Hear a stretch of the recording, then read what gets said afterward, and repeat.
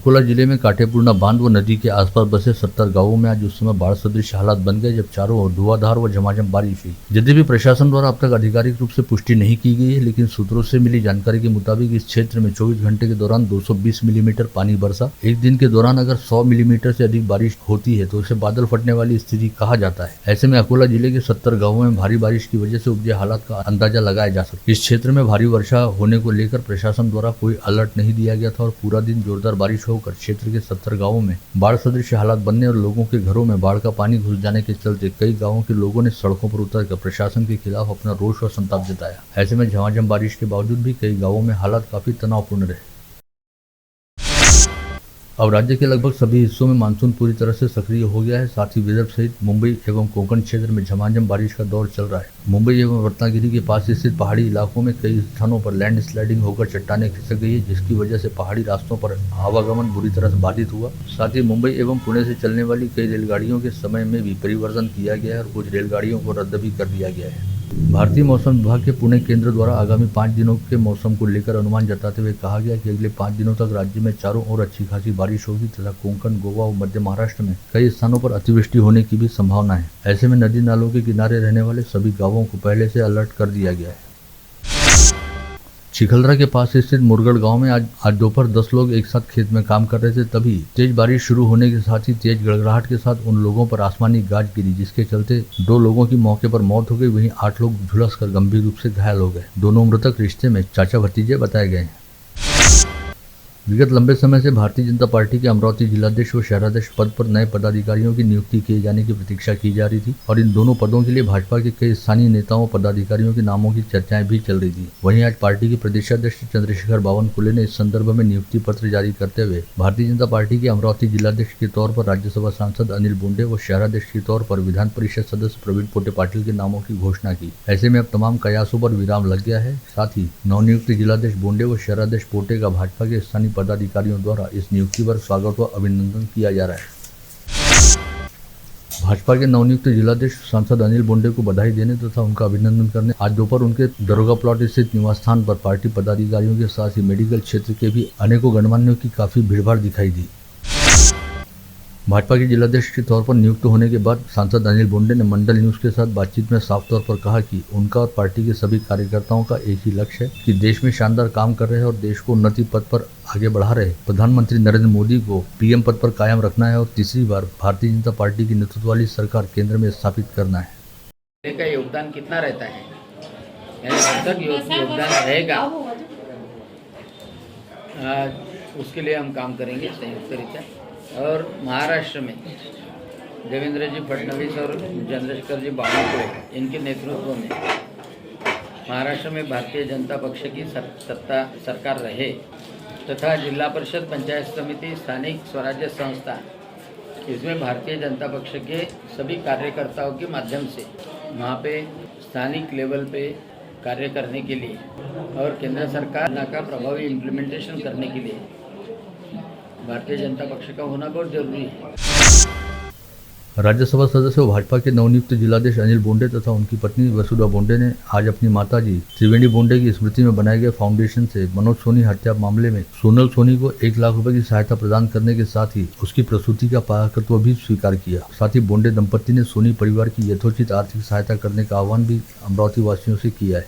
अमरावती मधल्या तारखेडा इथला हिंदुत्ववादी कार्यकर्ता मनोज सोनी याची जी निर्गुण हत्या झाली त्यानंतर त्याच्या पाठीमागे त्याची 8 महिन्याची गरोदर पत्नी आहे। आज आमच्या आईच्या स्मृतिप्रीत्यर्थ त्रिवेणी चॅरिटेबल फाउंडेशनच्या वतीनं तिचं पालकत्व घेतलेलं आहे आणि तिच्या खात्यामध्ये 1 लाख रुपये आणि तिचं बाळंतपणाचं सगळं आमच्या हॉस्पिटलमध्ये त्याची जबाबदारी डॉक्टर वसुधा बोंडे आणि डॉक्टर सुखसोळे मॅडम आणि हॉस्पिटलने घेतलेली आहे। माझी सर्वांना विनंती आहे, अमरावतीच्या बाहेरच्या सर्व लोकांना, की हा मनोज सोनी अतिशय कट्टर हिंदुत्ववादी कार्यकर्ता होता। मागच्या श्रीरामनवमीच्या उत्सवामध्ये त्यांनी बागेश्वर धामचं प्रतिकृती तयार केली होती आणि पोलिसांना मी विनंती केलेली आहे की CBI किंवा CID मार्फत त्याच्या खुनाची चौकशी व्हावी. सोनाली मनोज सोनी याचं सेंट्रल बँक ऑफ इंडियामध्ये खातं आहे अमरावतीला. त्या खात्यामध्ये आपण परस्पर मदतीची रक्कम टाकावी.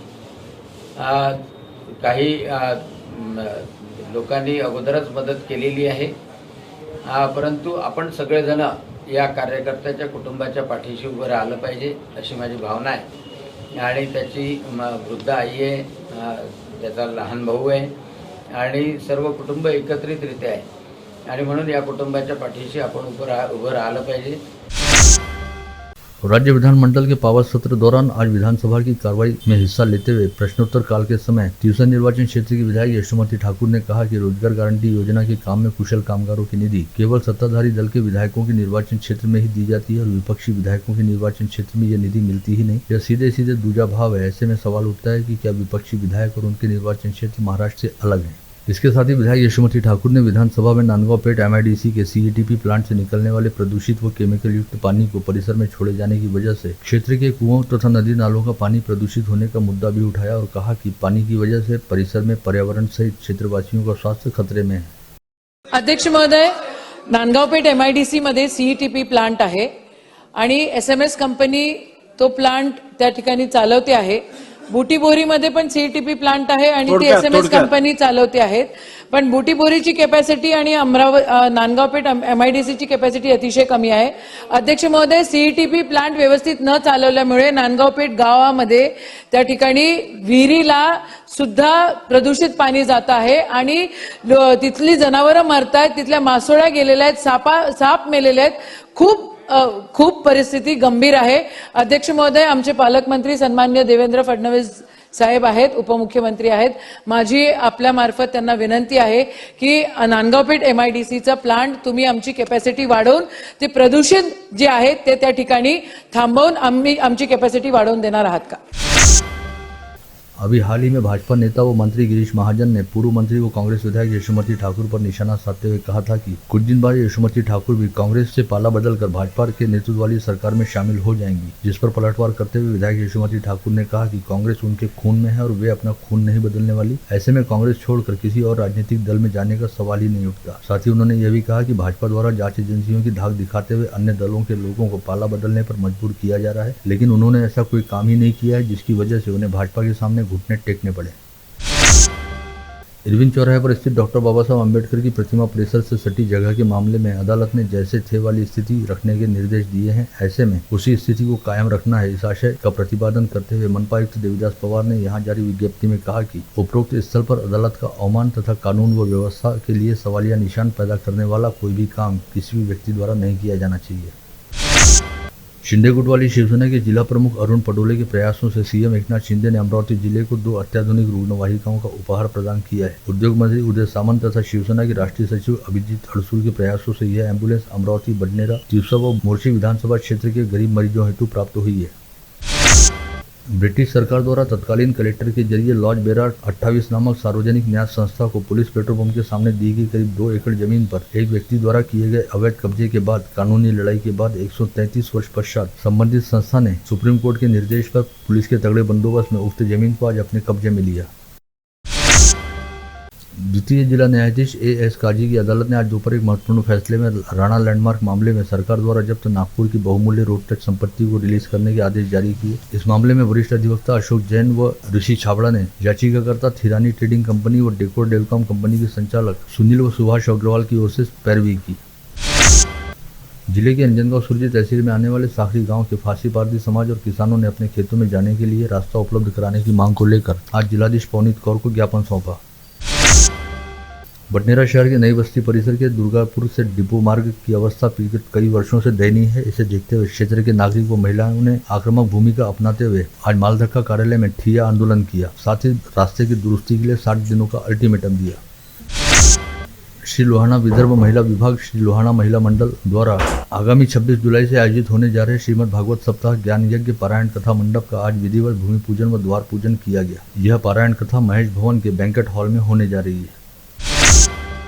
शहर से जिले में बोहरा समाज का इमाम हुसैन के गम व इबादत का पर्व मुहर्रम आज से शुरू हो गया। इस वर्ष मुहर्रम के अवसर पर बोहरा समाज 2 तारीख के यौम आशूरा 10वीं तारीख तक 19 से 27 जुलाई के दौरान अपना कारोबार बंद रखेगा। इस दौरान ऑफलाइन व ऑनलाइन ऐसे दोनों तरह के व्यापार बंद रखे जाने की जानकारी सोशल मीडिया सहित दुकानों पर सूचना फलक लगा कर दी गई है।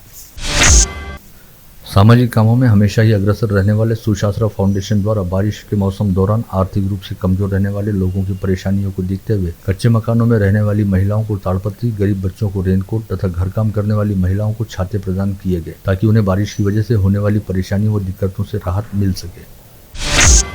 धारनी शहर के महामार्ग पर यातायात सुचारू करने के लिए आज धारनी में अतिक्रमण हटाओ मुहिम चलाई गई। लोक निर्माण विभाग के अधिकारी, सहायक जिलाधिकारी व प्रकल्प अधिकारी सहित पुलिस की उपस्थिति के बीच सुबह 7 बजे से यह कार्रवाई प्रारंभ हुई।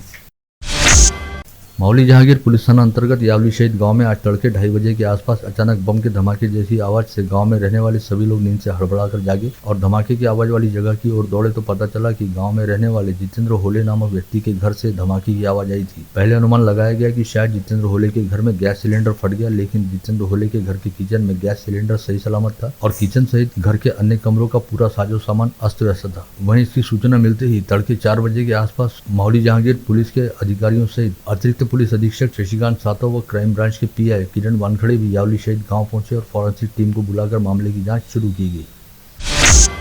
मौके का मुआयना करने के बाद पुलिस अधिकारियों ने संभावना जताई कि बहुत हद तक संभावना है कि घर के ड्रेनेज लाइन से गैस रिवर्ट होकर उसकी वजह से धमाके जैसी आवाज हुई और धमाके से पैदा हुए कंपन की वजह से घर में रखा साजो सामान अस्त व्यस्त हुआ। बहरहाल पुलिस मामले की जाँच कर रही है। शहर पुलिस आयुक्तालय के क्राइम ब्रांच की यूनिट क्रमांक 1 ने आज सुबह गुप्त सूचना के आधार पर लालखड़ी परिसर स्थित आयशा मेडिकल स्टोर पर छापा मारा, जहां से अल्फ्राज होम नामक टैबलेट की 53 गोलियां बरामद की गई। साथ ही मेडिकल स्टोर में इन दवाइयों की बिना हिसाब किताब रखे बिक्री किए जाने का मामला भी पकड़ा गया। पता चला है कि इस गोली का प्रयोग नींद की गोली के तौर पर होता है और इस टैबलेट की बिक्री डॉक्टर द्वारा दी गई चिट्ठी के आधार पर ही होती है, लेकिन कई मेडिकल स्टोर संचालकों द्वारा इस दवाई की बिक्री बिना प्रिस्क्रिप्शन के ही किया जाता है और नशा करने के आदी रहने वाले लोग इस टैबलेट को खरीद कर इस गोली से नशा करते हैं। अमरावती में इस गोली को कोडवर्ड के तहत बटन कहा जाता है और इन दिनों शहर के कुछ इलाकों में बटन के नशे का चलन काफी अधिक बढ़ गया है, जिसके चलते अन्न व औषधि सहायक आयुक्त कार्यालय के सहयोग से क्राइम ब्रांच की यूनिट 1 ने यह कार्रवाई की। मुर्शी तहसील अंतर्गत पाया गांव में हाई प्रोफाइल जुआ अड्डा चलने की जानकारी मिलते ही ग्रामीण पुलिस की अपराध शाखा के दल ने छापामार कार्रवाई की और जुआ खेल रहे 13 लोगों में से 11 जुआरियों को गिरफ्तार करने में सफलता प्राप्त की गई। पकड़े गए लोगों में मुर्शी नगर पालिका के एक पार्षद का भी समावेश है। वहीं 2 लोग मौके से भाग निकले। क्राइम ब्रांच के दल ने मौके से 4.5 लाख रुपए नकद सहित करीब 21.5 लाख रुपए का माल भी बरामद किया। चंद्रपुर के युवक को संपत्ति के विवाद में किसी बाबा के यहाँ चक्कर मारना काफी भारी पड़ गया। यह युवक कथित तौर पर मंत्र मारे गए पानी को लेकर नकाब पहनकर महिला के वेश में चांदनी चौक परिसर में भटक रहा था, जिसे देखकर परिसर वासियों को बच्चा चोर रहने की शंका हुई और भीड़ ने उसे जमकर पीट डाला, जिसके बाद उसे पुलिस के हवाले किया गया। अब तक झपटमारों द्वारा महिलाओं को निशाने पर लेकर उनके गले से सोने की चेन झपट ली जाती थी, लेकिन अब बदमाशों ने पुरुषों को भी टारगेट करना शुरू किया है। ऐसी एक घटना आज सुबह 9 बजे बडनेरा रोड के समर्थ हाई स्कूल देवरन नगर के सामने घटित हुई, जहां पर बाइक पर सवार होकर आए झपटमारों ने एक पुरुष डॉक्टर के गले से सोने की चेन झपट ली। विजिलेंट मार्केट स्थित गुरुकृपा गारमेंट में 53,68,000 रुपए की हेराफेरी के मामले में नांदगांवपेट पुलिस ने अमर आहूजा की शिकायत पर अनिल पंजवानी के खिलाफ विभिन्न धाराओं के तहत अपराध दाखिल किया है। इस मामले को लेकर मार्केट के पदाधिकारियों ने कुछ दिन पहले ही सीपी रेड्डी से मुलाकात की थी। करीब 11 दिन पहले धस्सू नगर से छठी तालाब की ओर जाने वाले रास्ते पर उड़ान पुल के पास 30 वर्षीय युवक का शव बरामद हुआ था। उस समय बताया गया था कि उड़ान पुल पर चढ़ते समय पैर फिसल जाने की वजह से अनिल शिंदे नामक युवक की मौत हुई, लेकिन अब पता चला कि अनिल शिंदे को उसके ही साले अरुण सोलंकी ने लाठी से बेदम पीटा था, जिसकी वजह से उसकी मौत हुई। ऐसे में फ्रेजरपुरा पुलिस ने हत्या का मामला दर्ज करते हुए अरुण सोलंकी को अपनी हिरासत में लिया है। तिवसा तहसील में रहने वाले 2 युवकों की अकोला जिले में घटित सड़क हादसे में मौत हो गई। ये दोनों ही युवक आयशर ट्रक में मिर्ची लाद कर अकोला की ओर जा रहे थे, लेकिन पिंपलगांव मार्ग पर रौंदाला के निकट ट्रक उलट गया।